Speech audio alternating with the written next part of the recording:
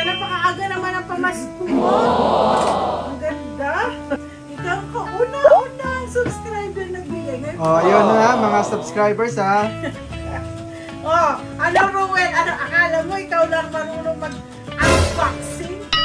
Ben, may unboxing din ako.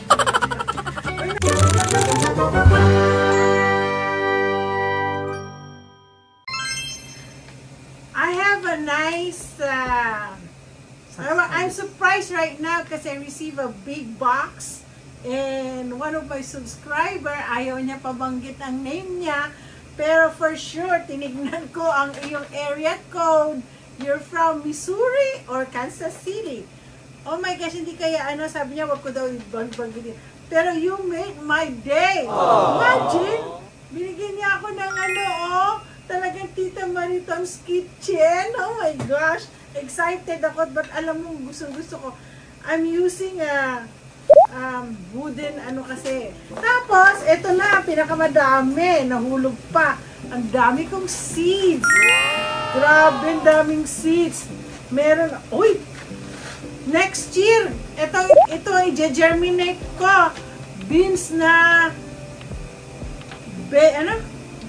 Baker Creek.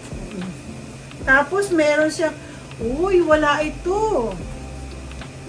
Hindi. Ngayon, tatanim ko to kasi pwede ito hanggang October. Ang lettuce. Magtatanim ako ngayon. Ano pa? Long beans. Next year. Iisahin ko na ako. Na-excite ako sa iyo. Angel na lang. Ano ito? Brad. Ano ito? Talong. Ay, tomato. Ibang klaseng tomato. Bakit ang dami nila? Wala ito sa mustard. Puro next year ko tumagal. Pero yung lettuce, pwede ko siyang cabbage. Ay, ito pwede. Pwede pa ito abot hanggang November. Tapos, ang bok choy. Ay, grabe. Purple. Pwede yan. First time ko yan. Itatanim ko. Ilalagay ko itatanim ko. Kasi cold weather to. Magko-cold na ngayon. Ay, ano ito? Ito spinach. Pwede yan. Itatanim ko yan at papakita ko sa iyo. Ano ito? Cauliflower. Hindi successful ang cauliflower ko this year. Celery, pwede. Kasi malamig na ngayon. Magtatanim ako talaga, promise. Ngayong weekend na to. Wala naman ako. Tatapusin ko lang ito matrabaho ko. Ano pa to? Amaranth Pink Beauty. Oh my gosh, eggplant. Ibang klaseng eggplant to Tapos, alam mo, hindi ko na, binigyan niya ako ng ng kangkong. Hindi ko na pwede ang kangkong. Pero radish, pwede, aabot pa kaya ang radish? Hindi nga pang tapos summer kasi ang cabbage. Tapos, meron pa siyang binigay na, oh my gosh, ibang klaseng broccoli, pwede ito itanim. Tanim ko kasi meron pa mga, oh my gosh, ibang klaseng kale. I love kale. Alam niyo po, last year, maganda ang kale ko. Pero this year, hindi magandang posisyon ang kale ko. Kaya, hindi maganda. Pero ito, ang kale kasi, subukan ko na itanim uli ang kale. Kasi frustrated talaga ako sa kale ko ngayong taon na to. Ay, meron siyang water puti na ampalaya. Thank you very much naman ako. My corn! Teka, meron nahulog. May nahulog siya. Ano? Pepper. Pwede pa ako mag-pepper? Kasi wala na, lalamig na kasi ngayon Ang pwede lang, yung mga malamig. Okra. Ay, ibang klaseng okra to Tomato. Made in German yata yan Ito klase yung wala dito. Sa Missouri, taga Missouri siya. Hala, baka ikaw si Pinay gardener, ha? Ang galing. Anto. Basta secret lang, wag lang ibanggit pangalan. Oo nga Kangkong. Kangkong nga. Oh my gosh, pero alam mo, excited ako dito. Ganda. Tsaka ang ganda naman ang kanyang supot. Ay, ito pa. Ay, meron pa. Ito pa. Marami. Isang malaking box, di ba? Baka pangalan yan, gardening. Ano kaya ito? Baka pangalan mo yun, Mariton. Oo nga eh. May name. Ay, ano siya? Pwede siya sa garden yata. Oo. Mabigat. Teka nga. Tingnan mo yung box. Natin Yan. yung box. Oh, yan. Pana ni Cupido.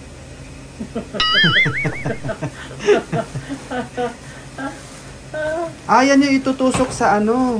Saan? Itutusok yan. Yan. Teka, tatingin ko meron siyang... hindi naka-ano. Ano siya? Pwede mo susulatan to eh. Sa garden ito siguro. Beware of dog. It's Marie's garden. Tita Mariton's garden. La, ganda. Yan, itutusok yan eh. Oo nga, ito nga oh. Meron pa. Wait lang. Meron pa isa? Meron pa. Malaking box. Ano to? Ano yung malaking Yan. malaking box? Photo keeper naman po. Hindi, para ano yan, sa lagayan ng mga, Lagayan ng mga seeds! Gusto ko to! Dali. Ang ganda! Malakan yan eh. Lalagyan ng seeds! Uy, naunaan mo, may ganda. plano talaga. Seeds packet organizer. Sandali. Diyan mo na ilalagay, tapos lagyan mo ang pangalan. Ay, ganda! Ang ganda, napakaaga naman ang pamasko mo. Ang ganda. Ay, ang ganda. Sabi dito, seeds packet organizer. Tapos, Ayos. isang, ang galing. Sample. Lagyan mo ng isa. Yan. O, diba? At saka madaling maano, Oo. Ganda.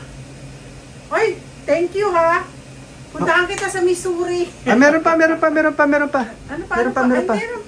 pa. Ano? Teka. Anin ko to kasi ito yung mga itatanim. Meron pa. Parang magpapail ng tax eh. Lagayan. Ay! Teka, sigurado ka ba? Sabi ko gano'n eh. May mga kliyente akong naging subscriber ko na nagpapagawa ng Taxes. Hoy! Yung taga Kansas City! Teka, sino yun? Meron tayong kliyente na Meron. Oo. Ginawa ko ng tax niya, nakilala lang niya ako through Yeah, my Facebook. gosh, ano ito? Teka, sandali. Masyado siyang Teka, kompleto po ako. Meron po akong gunting. Pero parang ang hirap buksan. Naku, grabe. Natutuwa naman ako. Alam niyo, first time po ako may natanggap na gift. Ako lagi bigay namin ng gift. Oo. Pag Pasko, syempre, meron akong gift galing sa mga anakis ko. Pupuntahan nila ako sa bahay, kahit nakapadyama, dadalhin nila yung gift nila sa akin. Kasama mga apo-apo ko. Yun lang, pag Pasko lang po ako nagbubukas, ngayon lang ako natutong magbukas. Ruel? Akala mo ikaw lang marunong mag-unboxing? Ako din, may unboxing din ako. Uy, nakakatuwa. Teka nga, buksan natin ng ganito. Ang hirap. Ang hirap buksan. Ito. Mamaya yan, yung mga seeds ng mangga tsaka santo lang ipapamigay sa'yo ni Roel. Yung mga yun na nga! Yun na yun! Yun yung sa ano. Ay, ang ganda ng ginawa niya. Diba? Tita Mariton. Garden. Ay, nako. Sabihin ko sa iyo, alam ko kung saan ko lalagay ito. Doon sa aking sanctuary, yung doon sa gilid. Oo, ay, ang ganda. Kasi, ang laki ng ano doon eh. Alisin mo lang ito, plus ano mo to kasi ididikit mo lang siya. Ganda, thank you very much ha. Alam mo, sa totoo lang, first time ko talagang magbukas ng gift. Kasi yung mga nagbibigay sa akin ng gift, kilala ko na mga kaibigan ko, parang lang kami nag-exchange gift. Ngayon lang po ako talaga sa isang subscriber. Ikaw ko, una-unang subscriber nagbigay. Ngayon, yun na mga subscribers ha. Alam nyo na kung gaano siya excited po kasi yung mga seeds, magtatanim ako. Thank you very much ha.